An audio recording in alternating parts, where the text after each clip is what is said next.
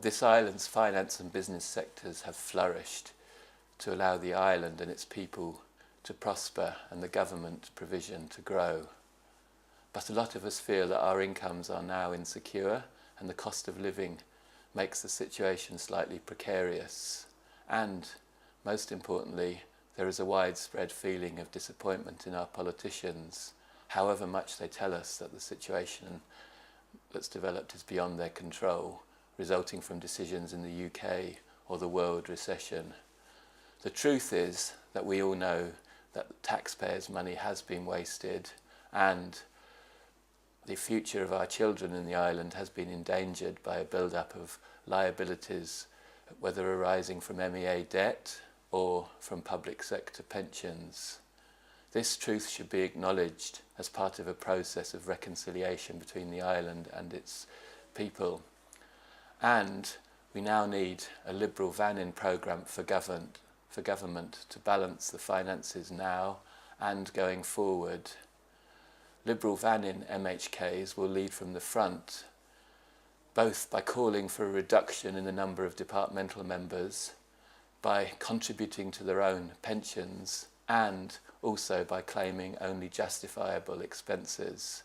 Furthermore, a Liberal Vannin government will control its own revenue in government by raising the possibility of abrogating the UK Isle of Man revenue sharing agreement. That's one difference between us and the government, the current government position. The issues might arise, but we'll deal with those. For instance, we've taken an opinion that any issues to do with customs and other barriers could be dealt with by membership of the European Free Trade Area, which would associate us with countries like Norway and Switzerland in the international body that the Isle of Man left when the UK joined the European Union.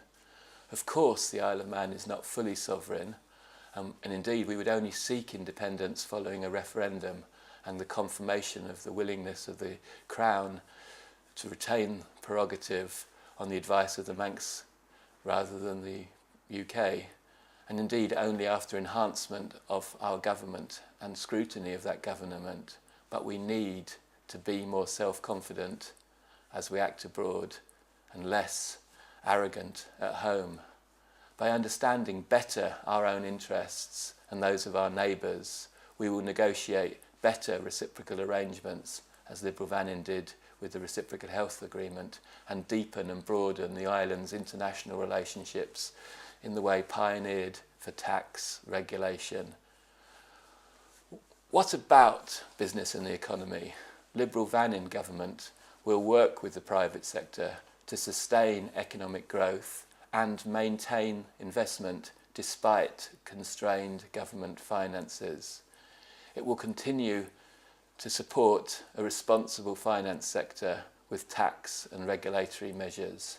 It will create professionally managed business parks for technology and manufacturing to encourage real diversification.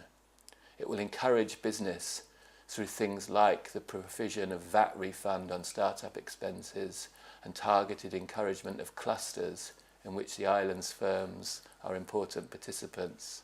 It will minimise red tape and regulation, acknowledging the responsibility of those who are regulated. It can promote the island as a location to hold intellectual property, and, this is one of our novel ideas, it will work with the Crown to expand the role of the Lieutenant Governor to include promotion of the island's business abroad. Very important issue is the steam packet and other strategic lifelines for the islands.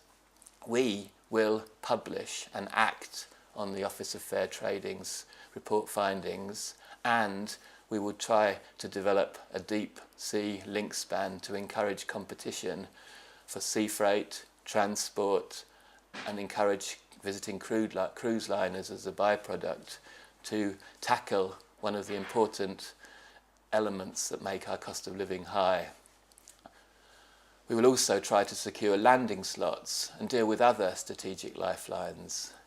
We also have to rethink issues to do with leisure, food, energy and the environment, For instance, we will work with the private sector and community to provide facilities for all residents and all tourists, whatever their age.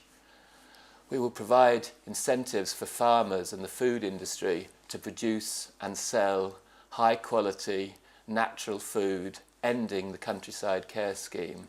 Our forests can be managed for biomass fuel and greater leisure use. Planning and building regulations can be used to increase energy efficiency, and we will require the MEA to pay a reasonable rate for microgeneration of renewable energy that gets through planning control. Why don't we have joined up waste management initiatives for recycling? Now let's turn to the elephant, the big question which a government really has to answer. That is government tax and government expenditure. A Liberal Vannin government will need to improve housekeeping in government for a better government. It will strengthen government leadership to move strategically to achieve our vision by assigning political responsibility in the Chief Secretary's Office for government culture change, quality improvement and cost reduction. Fiscal responsibility and efficiency is something we need to minimise waste, and we will have a political membership inside the Treasury for that purpose. We need the tax commission proposed by the former assessor of tax to actually review present regimes so that the island can afford its excellent provision going forward without harming our tax position and without affecting our our ability to compete with other locations in terms of our tax rates. At the same time, we can review our provision to make sure that waste is minimised in administration and that abuse is discovered and punished. Furthermore, we need to deal with the really big topics. Public sector pensions, for instance. We will close existing systems to new entrants, encouraging their take-up of money purchase systems, money purchase schemes, and we will have to review those 2012 arrangements thereafter because they're potentially unsustainable. MEA debt, if we can, should be reduced to reduce the price of electricity. We have no problem with contracting out some services and setting up government companies to actually operate some parts of government infrastructure. Furthermore, we have no issue with local residents taking up shares and bonds issued by these companies. Our basic point is that we need to revisit inside the Tynwald Committee the findings and the recommendations in the Scope and Structure report, which were shelved largely by the last administration. Of course, we have to avoid redundancies in the public sector by redeploying, and of course we need to improve government's own control of its own use of resources, and we note the recommendations largely ignored made by the Public Accounts and the MEA Select Committee about inadequate financial management at government and about inadequate budgeting in government.